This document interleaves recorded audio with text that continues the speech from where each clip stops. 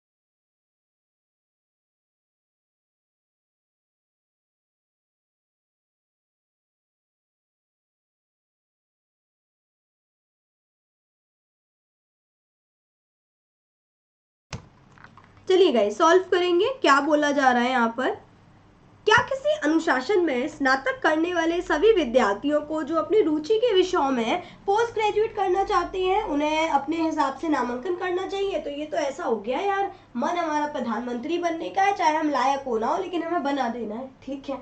I am just kidding guys, but एक example दिया है आपको कि आप चाहते आईएएस ऑफिसर बनना हो लेकिन अगर आप एग्जाम क्वालिफाई नहीं कर पा रहे हो तो आप नहीं बन सकते। तो आपके मानने या ना मानना मैटर नहीं करता, आप उस लायक हो कि नहीं, आप उस कुर्सी पे जाके बैठ सकते हो कि नहीं, आप इस सब्जेक्ट से पोस्ट ग्रेजुएशन कर सकते हो कि नहीं, दिस इज इम्पॉर्टेंट। ओके, सो अब इसके ऊपर आर्गुमेंट क्या निकल के आता है, पहला आर्गुमेंट देखने हैं। आर्गुमेंट मैंने बताया था आपको बेसिक से, मतलब पूरी वीडियो देखो यार, सब समझ में आएगा, लॉजिकल एकदम पक्का कर दूंगी मैं आप लोगों का। हाँ, विद्यार्थी अपनी क्षमताओं का आकलन सबसे अच्छा करते हैं। ये क्या बात होती है यार कि हम अपनी क्षमताओं का बेशक अच्छा आकलन करेंगे लेकिन हम अपनी मर्जी से कॉलेज में जाके पोस्ट ग्रेजुएशन के सब्जेक्ट नहीं ले सकते, ठीक है। बेशक आपको लगता है भाई हम साइंस में बहुत अच्छे हैं लेकिन जब आपका पेपर हो रहा है तो आप उतने अच्छे मार्क्स नहीं ला पा रहे हो, ठीक है।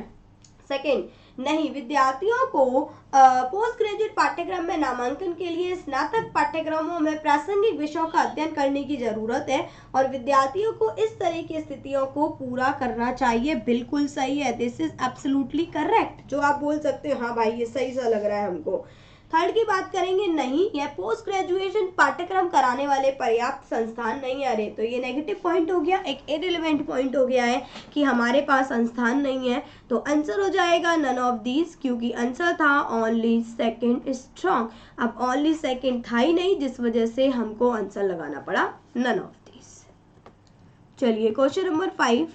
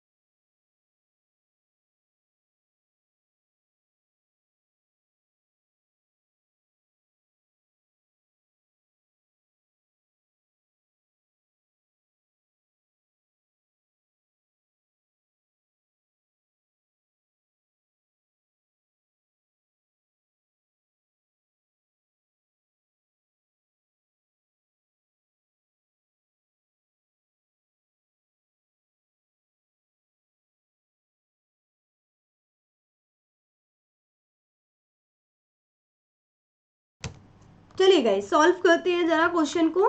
क्या हमारे विद्यालयों में धार्मिक शिक्षा दी जानी चाहिए? मतलब यार ये थोड़ा सा एकदम वैसा हो गया, एकदम क्या मतलब पॉलिटिक वाला क्वेश्चन है ना, कि धार्मिक शिक्षा दी जानी चाहिए। पहला, नहीं, हमारा राज्य एक धर्मनिरपेक्ष राज्य है। नहीं यार देखो, फर्स्ट वाला क्यों सही नहीं है थोड़ा सा मैं आपको बता देती हूँ, ठीक है। अगर हम फर्स्ट वाले की बात करें यहाँ पर, तो फर्स्ट वाले में इन्होंने ये बोला कि जो हमारा जो देश है ना वो एक सेकुलर स्टेट है, ठीक है।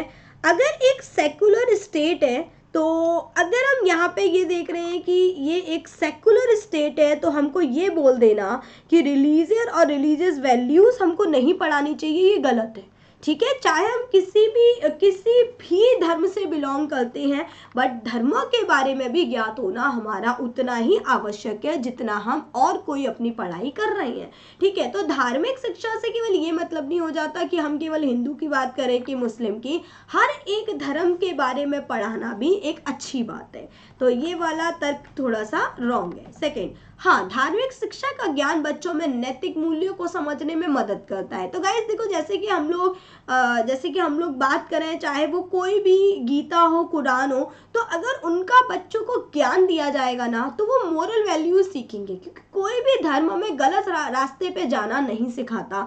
हर धर्म में अच्छाई की तरफ ही जाएगा, हर धर्म में मेहनत करना सिखाता है। तो जिस वजह से मूल्यों को समझने में जो एक बच्चे होंगे उनको अच्छी बातें समझ आएंगी। सेकंड स्ट्रॉन्ग है। थर्ड, नहीं, ऐसा कोई कदम उठाने के बारे में सोच भी नहीं कैसे सकते हैं जब हम यह चाहते हैं कि युवा पीढ़ी 21वीं सदी में अपनी भूमिका को पूरा करे। ये कोई बात नहीं होती है कि भाई 21वीं सदी में भूमिका निभानी है तो हम धार्मिक चीजें नहीं सीख सकते, तो आंसर टोटल हो जाएगा ओनली सेकंड इज स्ट्रॉन्ग। चलिए, अब ये क्वेश्चन आपके होमवर्क के लिए है, question number 6। Take a screenshot. Screenshot क्या है यार, पढ़ो अभी की अभी आंसर दो कमेंट सेक्शन में। आई एम स्टिल वेटिंग कि आपका आंसर क्या क्या आता है। ठीक है, चलिए गाइज, अभी तक आप लोगों ने हमारा एप्लीकेशन डाउनलोड ना किया हो तो कर लीजिएगा। सारी पीडीएफ के लिए आप टेलीग्राम और एप्लीकेशन डाउनलोड कर सकते हैं। सारे लिंक वीडियो के डिस्क्रिप्शन में है। Thank you everyone, take care, have a good day.